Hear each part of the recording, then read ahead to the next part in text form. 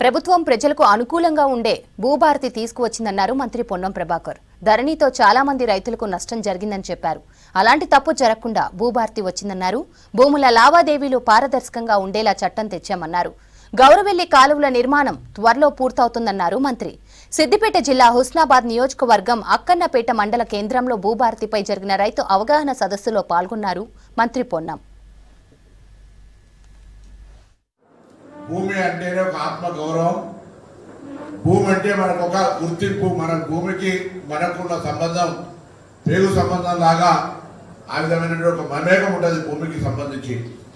అటువంటి భూమి వివాదాల్లో పడి పరస్పరంగా ఘర్షణ పడుతూ మనం దానికి యజమాని అయినప్పటికీ సరి అయినటువంటి పత్రాలు లేక ఆ సమస్యను పరిష్కరించమని పోతే పరిష్కరించడానికి వాళ్ళకి అధికారాలు లేక వాళ్ళ పట్ల కూడా అపోహ పెరిగి ఇది చాలా ఇబ్బందికరమైనటువంటి పరిస్థితి ఏర్పడేది గతంలో.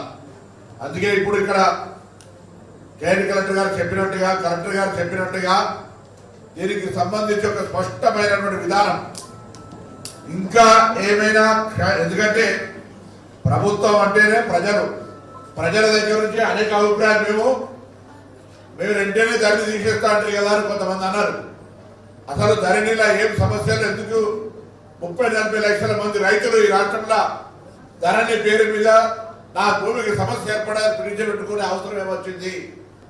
మన ప్రభుత్వము రాష్ట్ర వ్యాప్తంగా అన్ని గ్రామాల్లో ఒక భూమి అవగాహన ఉండేటువంటి వ్యవస్థలు, గ్రామీణ వ్యవస్థలు ఏర్పాటు చేస్తారు. గతంలో ఊర్లలో ఉన్న భూమి వివరాలు రికార్డులు మండలాలు వచ్చాక మండలాలకేనే, మళ్ళా తెలంగాణ వచ్చాక మండలాల నుంచి జిల్లాల దగ్గరికి, జిల్లాల నుంచి రాష్ట్రంలో ఆ సీసీఐలు అనేది ఒక్కైనా వస్తుందనే కంప్యూటర్లో తెలుస్తుంది. అప్పుడప్పుడైనా కలెక్టర్కి ఇష్యూ ఉంటే వాళ్ళు కూడా తప్పవుతుంది తెలుస్తుంది.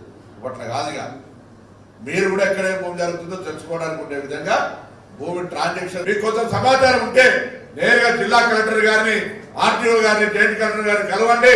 రాజకీయాలు లేవు, పార్టీలు ఏ పార్టీ అయినా మంచిదే, వాళ్ళ మీద మీరు ఫిర్యాదు చేయండి. ఆ భూమి గుంజుకొని ప్రభుత్వ అవసరాలకు వినియోగిద్దాం. లేకపోతే రాబోయే కాలంలో శ్మశాన వాటికలకు కూడా ఊర్లలో జాగ్రత్త దొరికాయిగా.